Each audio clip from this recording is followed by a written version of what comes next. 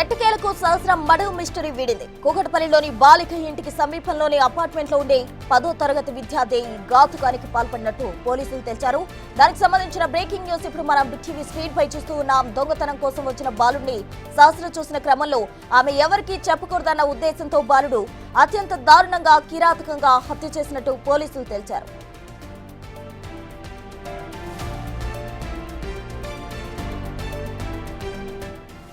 సహస్రం మడవ మిస్టరీని ఛేదించేందుకు పోలీసులు పెద్ద ఎత్తున ట్రై చేశారు. ఘటనా స్థలాన్ని పరిశీలించి అనేక క్లూలు సాధించినా మొదట్లో ఎలాంటి పురోగతి లేకుండా పోయింది. సీసీ ఫుటేజ్లు విశ్లేషించినా ఇంట్లోకి ఎవరు వచ్చినా ఆనవాళ్లు కనిపించలేదు. దీంతో తెలిసిన వారి పనే అని అంచనాకొచ్చారు పోలీసులు.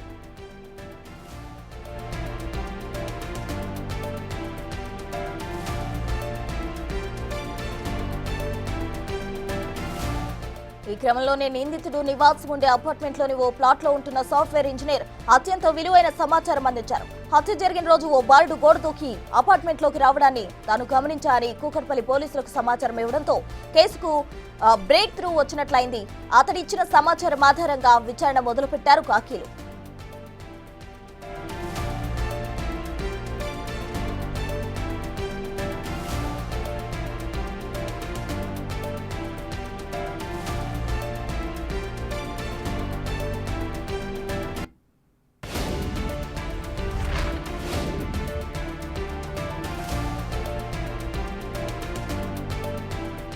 ఆ సాఫ్ట్వేర్ ఇంజనీర్ చెప్పిన రూపురేఖలతో ఉన్న బాలుడు సమీపంలోని స్కూల్లో చదువుతున్నట్టు గుర్తించి విచారించారు.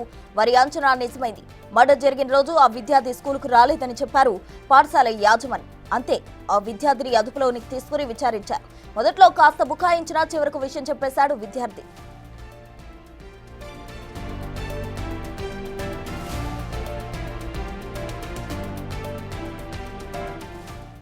సహస్రం మర్డర్ కేసుకు సంబంధించి తాజా అప్డేట్స్ మా ప్రతినిధి అనిల్ అందిస్తారు. అనిల్, ఎట్టకేలకు ఈ కేసుకు సంబంధించి పోలీసులు పురోగతి సాధించడం జరిగింది. ఆ డీటెయిల్స్ ఏంటి?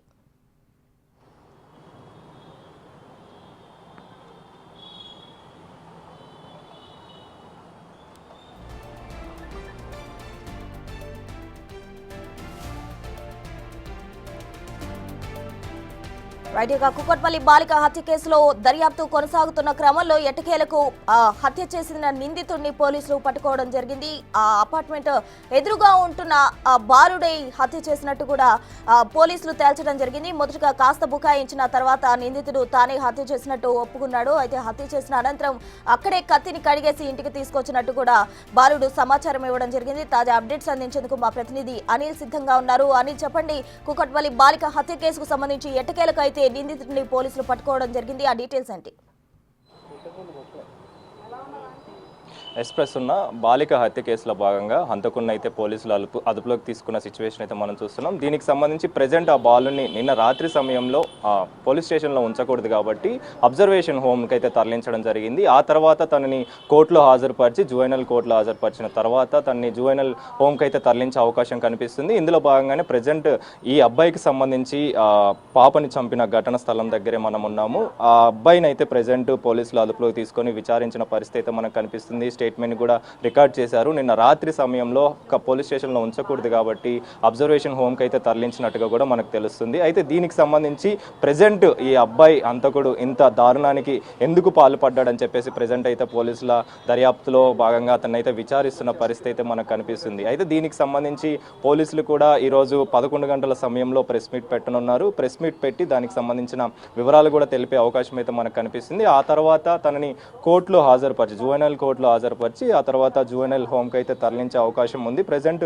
హత్యకు గురి కాబడ్డ బాలిక ఇంటి వద్ద అయితే ఉన్నాము. ఇదే ఇంట్లో తను అతి కిరాతకంగా ఆ రోజు దొంగతనం కోసం అని వచ్చి ఆ తర్వాత దారుణానికి తెగబడ్డాడు. ఇదే ఇంట్లో ఆ పాపని చంపేసి అతి కిరాతకంగా చంపేసి కత్తితోటి దాదాపు 20కి పైగా కత్తిపోట్లతోటి ఆ పాపని చంపిన సిచ్యువేషన్ అయితే మనం చూస్తున్నాం. ముఖ్యంగా తను ప్రీ ప్లాన్డ్గా క్రిమినల్ మైండెడ్ మెంటాలిటీ తోటి ఇదంతా కూడా చేసినట్టుగా కూడా పోలీసులు అయితే గుర్తించారని చెప్పాలి. ముందుగానే చాలా వరకు కూడా తిను ఆ మైండ్ మొత్తం కూడా ఈ క్రిమినల్ మైండ్ తోటి మెంటాలిటీ మొత్తం కూడా ఇదే విధంగా వ్యవహరించారని చెప్పేసి కూడా పోలీసులు అయితే గుర్తించారు. అంటే ముఖ్యంగా గత 4 రోజుల నుంచి కూడా గడిచిన 4 రోజుల నుంచి కూడా ఏదైతే బాబు హత్య చేయబడ్డ బాబు ఉన్నాడు, ఆ బాబు కూడా పోలీసుల దగ్గరే ఉన్నాడు. చాలా వరకు కూడా పోలీసులకు అనుమానం రాకుండా చాలా వరకు కూడా వ్యవహరించాడు అని చెప్పేసి కూడా పోలీసులు దివ్వరపైన సిచ్యువేషన్ అయితే మనకు కనిపిస్తుంది. ఇందులో భాగంగానే ప్రజెంట్ పోలీసులు నిన్న అతనిని అదుపులోకి తీసుకున్నారు. అదుపులోకి తీసుకొని ప్రజెంట్ ఈ రోజు అతన్ని కోర్టులో హాజరుపరుస్తారు. జువెనైల్ కోర్టులో హాజరుపరిచిన అనంతరం ఆ జువెనైల్ హోమ్కి అయితే తరలించే అవకాశం ఉంది. ఇందులో భాగంగానే తన స్టేట్మెంట్ కూడా పోలీసులు అయితే రికార్డ్ చేశారని చెప్పాలి. ఆ తర్వాత హత్య చేయబడ్డ రోజు, హత్య చేసిన అనంతరం ఇక్కడ నుంచి తను 4th ఫ్లోర్లో పక్కనే ఉన్న బిల్డింగ్లో తను నివాసం ఉంటున్నాడు. 4th ఫ్లోర్లో ఇదే బిల్డింగ్లో ఈ బిల్డింగ్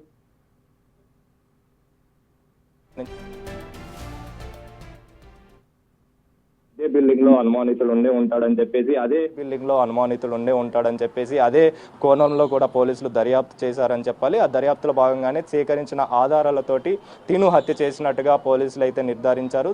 అంటే ఆ రోజు ఘటన జరిగిన రోజు ఈ పెంట్ హౌస్ లో హత్య చేసి ఆ పాపని అతి దారుణంగా అతి కిరాతకంగా హత్య చేసి ఈ పెంట్ హౌస్ నుంచి బిల్డింగ్ లోపలికి అయితే వెళ్ళడం జరిగింది. సో ఈ రోజు మాత్రం దీనికి సంబంధించి పోలీసుల అదుపులో ఎవరైతే హంతకుడు ఉన్నాడో హంతకుడిని ఆ జువెనైల్ కోర్టులో హాజరుపరుస్తారు. వీటన్నిటికి సంబంధించి అంటే ఈ కేసుకు సంబంధించి కావచ్చు, హత్యకు సంబంధించి కావచ్చు 11 గంటల కేసుకు సంబంధించి కావచ్చు, హత్యకు సంబంధించి కావచ్చు 11 గంటల సమయంలో డీసీపీ సురేష్ కుమార్ కూడా ప్రెస్ మీట్ పే అవకాశం అయితే మనకు కనిపిస్తుంది. ప్రస్తుతం అనిల్, మనం చూసినట్లయితే నిందితుడిని పట్టుకోవడానికి ఇప్పటికే 5 రోజులు నిన్నటి వరకు కూడా గడిచిన పరిస్థితి. కానీ నిన్న ఒక వ్యక్తి సమాచారం మేరకు పోలీసులు అతను పట్టుకోవడం జరిగింది. అసలు ఆ వ్యక్తి ఇచ్చిన సమాచారం ఏంటి, ఏ విధంగా అతను చూడడం జరిగింది నిందితుడిని? అంటే ఒక సాఫ్ట్వేర్ ఉద్యోగి ఎప్పుడైతే ఈ హత్యకు పాల్పడ్డ రోజే ఒక సాఫ్ట్వేర్ ఉద్యోగి దీనికి సంబంధించిన అనంతరం 15 నిమిషాలు ఇదే బిల్డింగ్ లో ఉన్నాడు, ఇదే పెంట్ హౌస్ పక్కకే 15 నిమిషాలు ఇదే బిల్డింగ్ లో ఉన్నాడు, ఇదే పెంట్ హౌస్ పక్కకే ఉన్నాడు.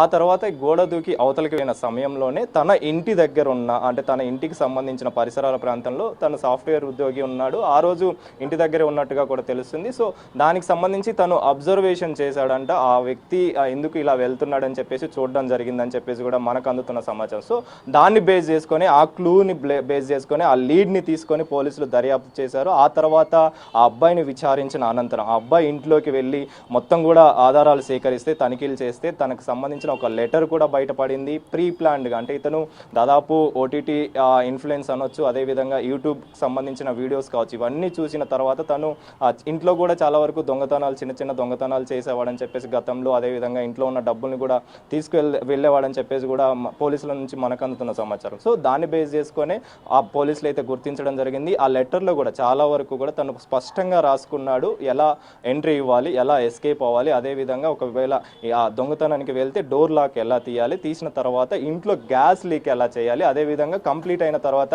మిషన్ డన్ అని చెప్పేసి కూడా ఏం చేయాలని చెప్పేసి కూడా మొత్తం క్లియర్గా రాసుకున్న పరిస్థితి. అంటే దొంగతనానికి ఎంట్రీ ఇచ్చిన తర్వాత దొంగతనానికి పాల్పడ్డ సమయంలోనే సహస్ర బాలిక హత్యకు గురి కాబడ్డ బాలిక ప్రతిఘటించడంతో తన నుంచి తప్పించుకోవడానికి తన మీద దాడి చేశాడు. ఆ తర్వాత దానికి సంబంధించి తను బ్రతికి ఉందని చెప్పేసి కూడా మరోసారి తన మీద అంటే తను బ్రతకకూడదని చెప్పేసి ఫిక్స్ అయ్యి తనని పూర్తిగా దాదాపు 20కి పైగా కత్తిపోట్లు పొడిచిన పరిస్థితి మనకు కనిపిస్తుంది. ఇందులో భాగంగానే ఆ పొడిచిన తర్వాత ఈ పెంట్ హౌస్లోనే 15 నిమిషాలు వెయిట్ చేశాడు. వెయిట్ చేసిన తర్వాత ఇక్కడ నుంచి గోడ దూకి ఆ బిల్డింగ్లోకి వెళ్ళి ఆ బిల్డింగ్ పైన నుంచి తను ఎక్కడైతే నివాసం ఉంటున్నాడో 4వ ఫ్లోర్లో నివాసం ఉంటున్నాడు, ఆ 4వ ఫ్లోర్కి వెళ్ళడం జరిగింది. ఆ తర్వాత పోలీసుల విచారణలో భాగంగా పోలీసులు విచారించిన తర్వాత దీనికి సంబంధించి ప్రశ్న అడిగినప్పుడు పోలీసులకి ఇక్కడ నుంచి మాకు ఆ అబ్బాయి చెప్పిన వివరాల ప్రకారం ఈ బిల్డింగ్లో నుంచి ఈ పెంట్ హౌస్లో నుంచి పాప అరుస్తున్నట్టు డాడీ డాడీ అని చెప్పేసి అరుస్తున్నట్టు కూడా అతను చెప్పడంతో